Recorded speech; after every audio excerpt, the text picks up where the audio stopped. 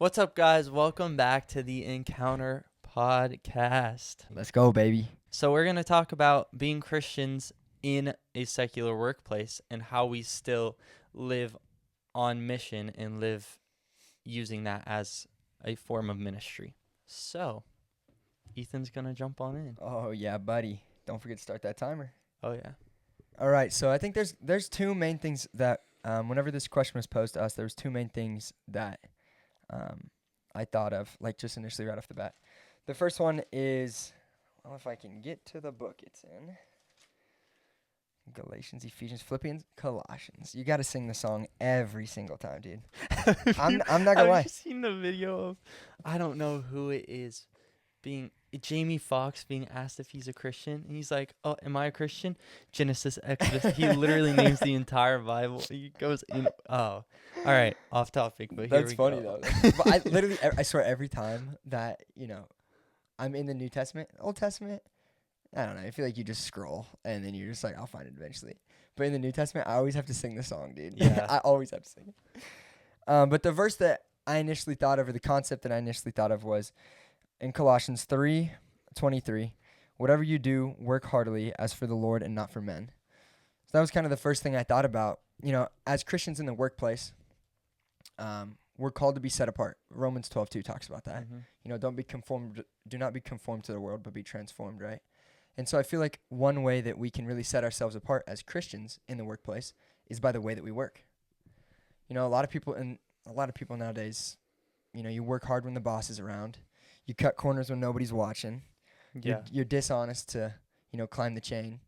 But as Christians, obviously we know that's not what we're called to do. And so I really like this verse because it emphasizes the point of work hard, not so that my coworkers can see me, not so my peers or my boss can see me, but work hard as for the Lord Yeah. and not for men. So I really like that because, that's a call to honesty. That's a call to integrity.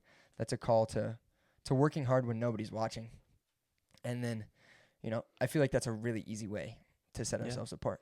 And I think a part of that, you obviously set yourself apart, but then you influence the culture that you're working in as well. Because when somebody sets a higher standard, other people are going to want to achieve that standard.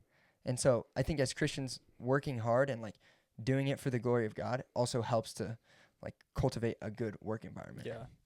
Yeah. Our pastor talks about this. I don't know what the occasion was, but he was talking about this a couple weeks ago. And he basically just said Christians should be the best workers. Yeah. Like they should be the best employees because they're not doing it for themselves. They're doing it as if the Lord's their boss. Yeah. Right. And so work hard, be the best Be the paper best boy, worker. Yeah. be the best, whatever God has you in, be the best at it and do it for his glory.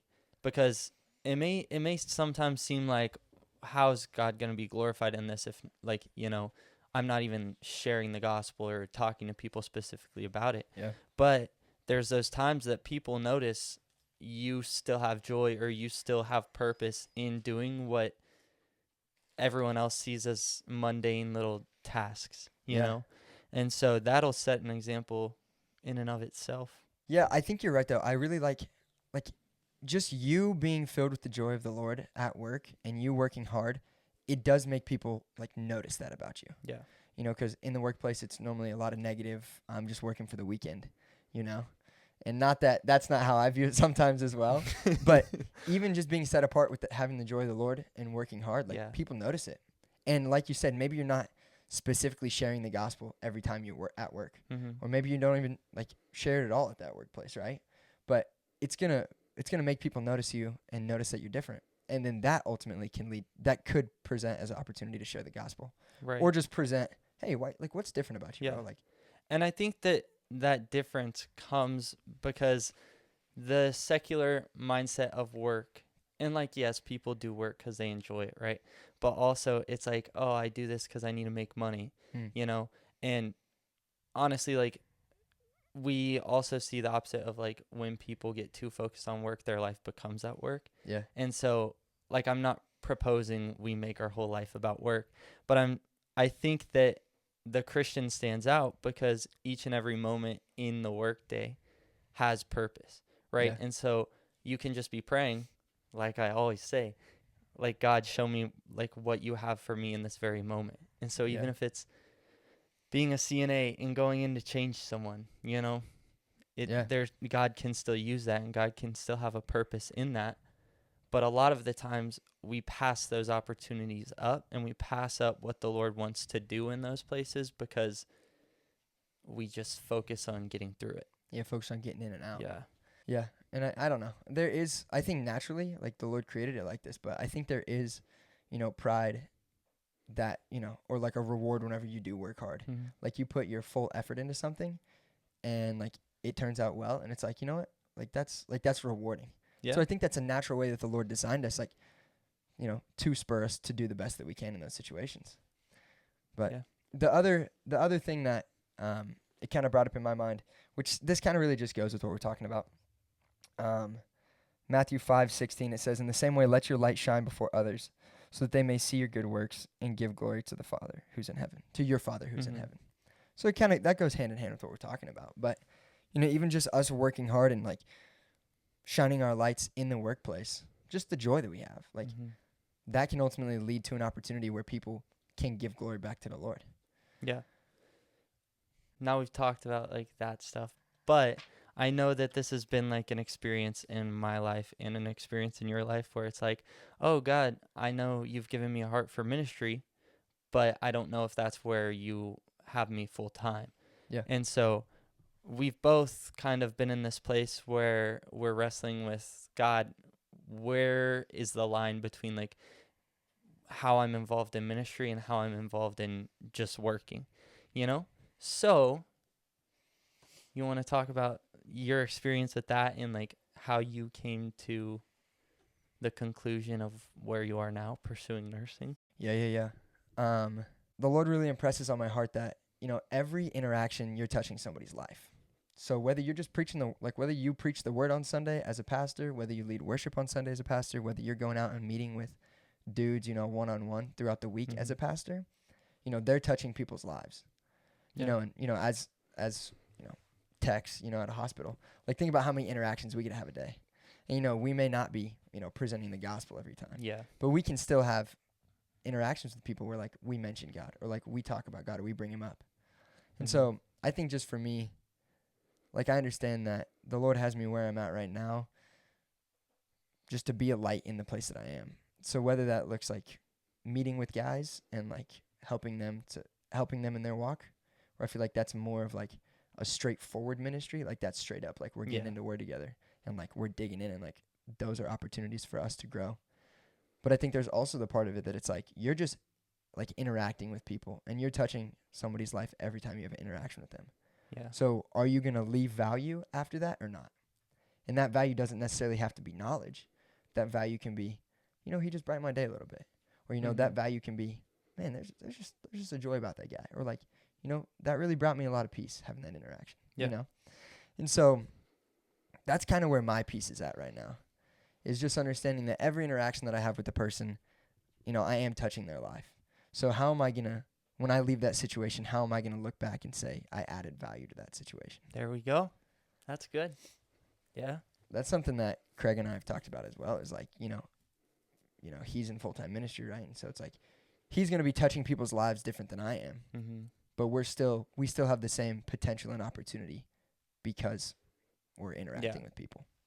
So there may be different facets of the way that you talk or the way that you touch people's lives, but you're still having the opportunity to do that. Yeah. I think whether or not you're in full-time ministry or a job that has nothing to do with ministry, I think the focus or the purpose of the job doesn't change, right? And so that's where I kind of like have this peace in knowing that like regardless of if I'm being a pastor or if I'm just being a nurse, like the purpose isn't about the job, the purpose is Jesus, And so and the purpose is the people too. Like, the purpose is Jesus and like the interactions you have with those people. And so being a nurse, like, yes, that's what I'm going to be doing possibly in the future. I don't know. But that's not what defines me, because what defines me is like a son of God. and then also called by the Lord to share the gospel, right? And so being a nurse is just the same as going to the grocery store. They're both opportunities to share the gospel with people. They're both opportunities to meet people and introduce them to Jesus. I am doing nursing because of the purpose of nursing and caring for those people, but also that provides such an opportunity to meet people where they're most desperate and then introduce them to Jesus, who will fulfill that desperation and can walk with them in that. Yeah. Yeah, I think it's interesting because, I mean, you, like, obviously all of us have jobs, right? Mm-hmm. You know, and so it's doing what we enjoy doing or doing what, you know, you want to do. And every moment, no matter if you're seeing 30 people a day, whether you're a pastor meeting with people, whether you're, you know, an accountant, you know, doing whatever accountants do, crunching numbers, Yeah, doing math, some like you that. know, you're still interacting with people. Yeah. And so it's really, it's not, I mean, it's not really about the job that you do, but it's about the people that you interact with Mm-hmm. and how you interact with those people. Yeah. So, yeah, man. So really any job, bro. Just, you know, just be a dog out there. Be a dog for Jesus. Yeah. You know, somebody clip that. Chat, clip that. Be a Chad Cliff. Be a dog for Jesus. No, but I mean, people have needs Yeah. everywhere. Yeah, it And doesn't, so yeah. in any job, you're going to be meeting a need that they have. And they also have another need, which is Jesus. So just tie that in there. You Yeah. know, you could work at McDonald's. I have a friend in Florida who works at McDonald's, hates it, but shout out. This is to you. Okay? So you can literally be working at McDonald's and all they're there for is food, right? But they could be having a horrible day. And For real. you having a good attitude and you being kind, you being loving to that person can fill another need, Oh, right? 100%. They could come in feeling completely unloved, completely worthless. And an interaction from a McDonald's employee could change your life, you know? Yeah. And so, Yeah, adding that value, you know, in every interaction. Add value. also another thing is do not live with the mindset that you just need to show the gospel through your actions.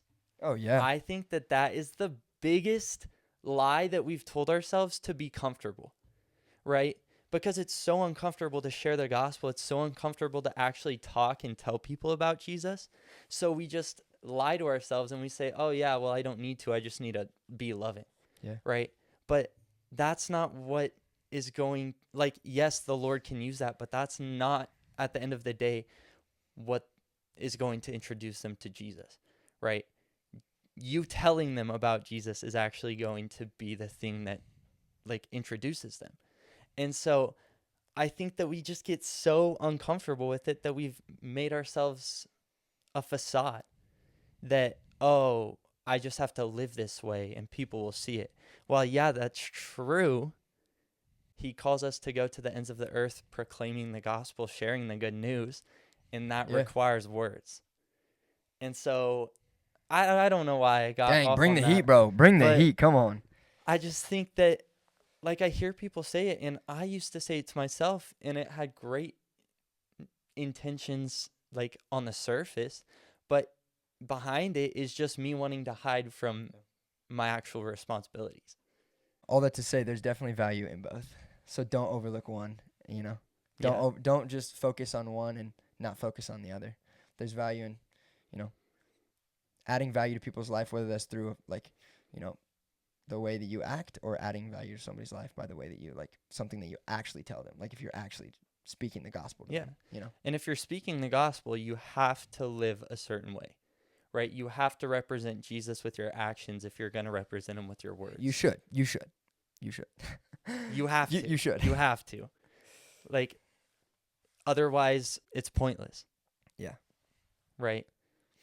And we'll get into that later with a different episode. But yeah, Yeah. it's just they go hand in hand. And so don't 100%. just do one. 100%. So what's the Hammer and nail. yeah, bro. What's the nail? The Let's start nail, we there. know the nail. What's the nail? That's what you said. We know it. That's why I was like, I don't know what. Uh, The nail is live on mission. 'Kay. Wherever God has you. Yeah. Now what's the hammer to drive that home? The application, one might say. I think specifically addressing the topic of being in the workplace. I think take that Colossians 3 passage into heart, work hard not for man to see you, but for the glory of God. And so I think being a hard worker in the workplace that the Lord has you really does set you apart and really does allow for opportunities for you to talk to people about the Lord. And I think that also glorifies the Lord. Mm-hmm. So I think working hard and doing the best you can, I know it sounds tacky, but working hard and doing the best you can in your job with honesty and with dignity. Mm-hmm. I think for me, that's one. Yeah. And then also the second one would be, this is something that's hard to keep in mind, but I think sometimes we naturally do it. But focus on adding value to every interaction you have, whether that is the clerk at the grocery store checking you out, or whether that's, a patient that you have as a nurse or a tech, or whether that's just a coworker at your job, wherever you work. Yeah. So work hard for the glory of the Lord. Do it with dignity and honesty, and see every opportunity as an opportunity to add value to somebody's life. So those would be my two. Be a hard worker. See everything as opportunity. That's good. Mine would be another prayer one, because I just always say pray, pray, pray. But no, I think it actually changes things. And it comes from personal experience of going into the situation, like going to work. Pray on your way there that the Lord shows you the things. As you were? Pray on your way there that the Lord shows you the opportunities he has for you to share his goodness. Yeah. And then in the middle of it, just be praying all throughout it that you have eyes to be in the moment, live in the moment, right? Because there's so much value in that very moment. Yeah. And then just pray that the Lord shows you what he has all throughout it. Just constantly be in prayer through it. And it's changed things for sure. Because I've been on my way to work and I was like, I do not want to go at all. I'm dreading this. And I was like, all right, obviously I need a good attitude and only the Lord can do that. So, and then it was cool because I got to talk to people about Jesus that day. So, yeah. Anyhow, that's it for this episode. Are you going to say anything or no? Nah, bro, it's the end of it. All right. Hope you guys enjoyed it. See ya. Deuces.